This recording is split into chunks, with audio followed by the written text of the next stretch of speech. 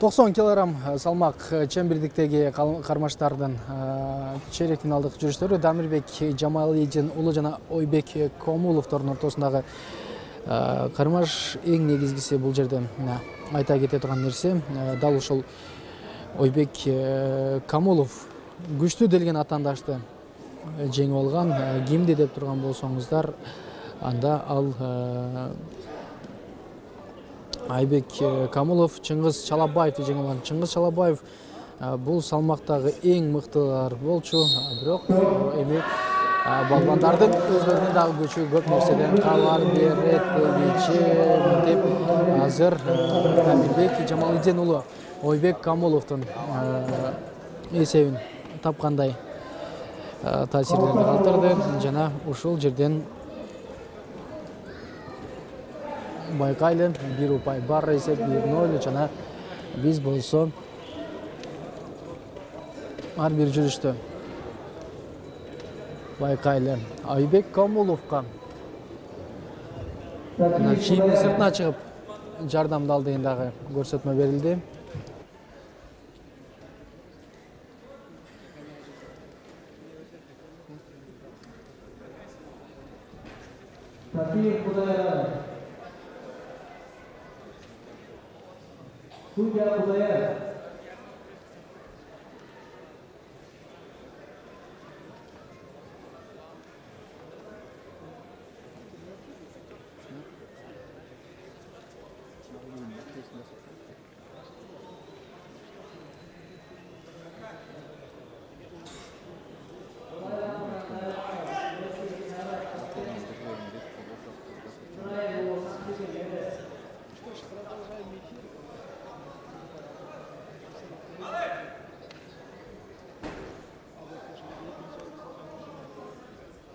Демек, Дамирбек Жамалидин уулу жана Ойбек Комуловдордун кармашланат. Комулов жеңил жаракат алып алгандай таасирлерди калтырган, бирок бардыгында жайында экенин жана эфирде мыкты улантат дагы ишенгибиз келет. Ушул жерде Ойбек Комуловго дагы бир упай жана жарым финалга бул эки балбандын кимиси чыгат көрөлү. Себеби Ойбек Комулов буга чейин айткандай эле эл аралык класстагы спорт чебери болгон Чыңгыз Чалабаевди жеңип алган. Чалабаев бул салмактагылардын эң мыктыларынын бири болчу.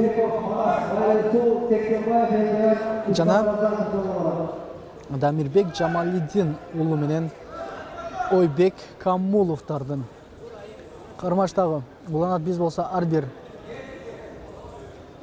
кармаштардын жүрүшүн байкайбыз. Биз болсо сөзсүздө ал кармаштар ийгилик алып келет деп дагы ишенгибиз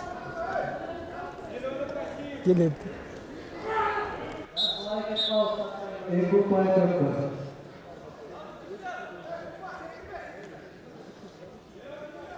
Дамирбек Жамалидин уулу упайлар жанын алдыга чалат жана Ойбек Комуловго бул жерде эми бар күчтү ортого салбаса бир аз кыйын болорун билебиз. Ойбек Комулов 29 жашта жана Дамирбек Жамалидин уулусу бул 25 жаштагы балбан. Ушул жерден 2-2 болуп эсеп теңелгенден кийинки жүрүштөрдү байкайбыз. Канча дагы Ойбек Комулов алышка чоң бир даярдыкта келген көрүүдөбүз. Айтор күчтүү делген атаандаштарга каршы кармашын өткөрдү. Биринчи кармашында эле Чыңгыз Чалабаев, экинчисинде Дамирбек Жамалидин уулу. Бул эки балбан тең салмактын мыктыларынын бири жана байкайлы алыш деген белги. Дан ары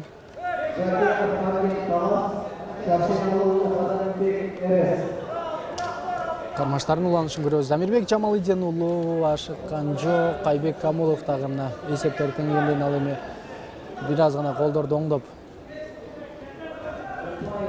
умтулат. Ал эмне менен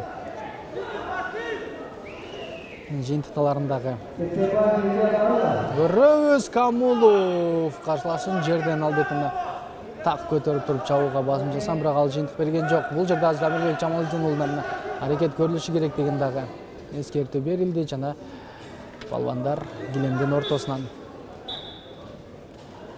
кармаштарын уланышат, бири-бирин курдан. Бекем кармады.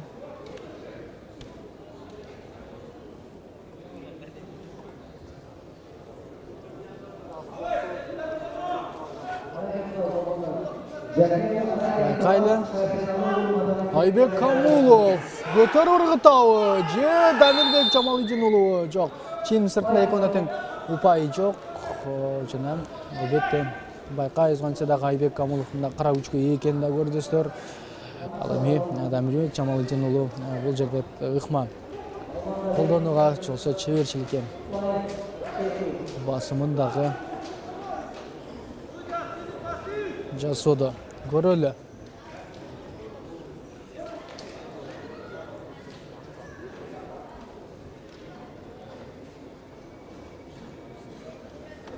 Кантсе дагы экөөндө тең.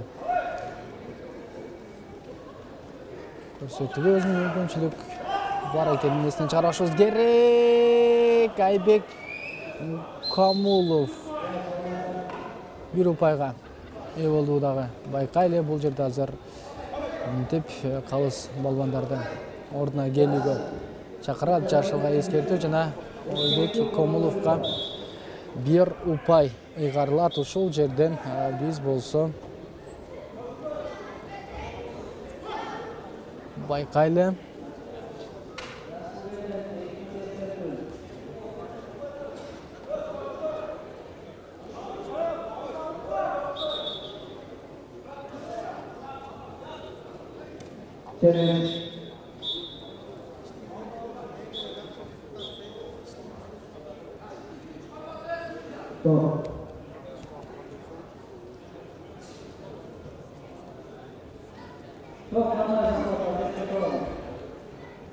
Демек, кайрадан бири-бирин курдан кармаган балбандар мындан ары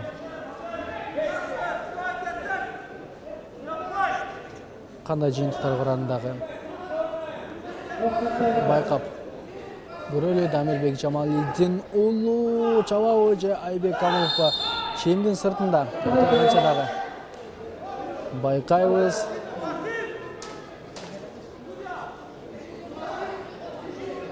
Айбек Камулов.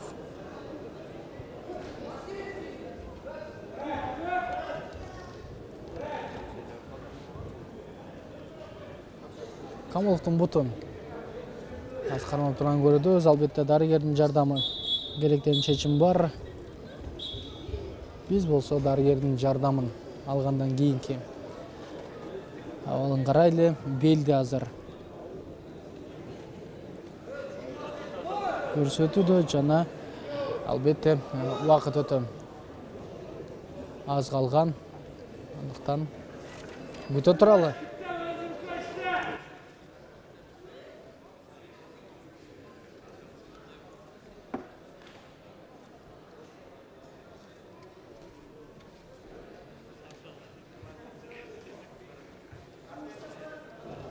Мекке балбандар килемисине кайтып келет. Биз болсо Дамирбек Жамалидин уулу менен Айбек Камуловдун ортосундагы кармашты көрөлү. Алыш деген белги берилди жана Дамирбек Жамалидин уулу упайга жолу жок. Тескерисинче Айбек Камуловго бир упай берилет.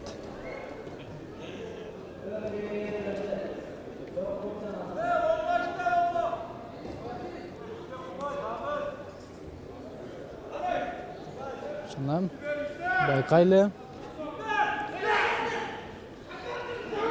жана Бали Айбек Камулов азыр атаандашына өзүнөн ашыра ротонтулам, бирок коң жыйынтык алып келген жок. Дагы биз болсо Дамирбек Жамалидин уулуна эскертип туруп бул жерде бир упайды